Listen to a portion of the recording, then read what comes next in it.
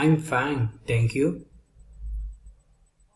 So let's start with the first question. Your name and the age, please. My name is Victor and I have 33-year-old. Are you single or are you married? I am married. Where do you work and how long have you there?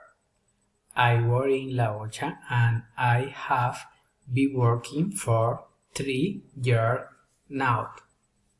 What are your academic background? I am studying engineer industrial and have studied in engineer electronic. Tell me about your hobbies. I love listening to music. I love spending with my family. Sometimes even I drink and light. And your working experience? I have worked in store and mild change watch instrument. Do you have some personal qualities? Well, I consider myself very professional.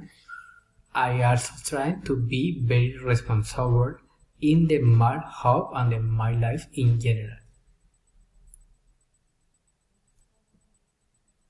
Skill or weakness that you have? If I am honest, most of the time and get stressing easy. I bad getting stressed by the work. Thank you, very good.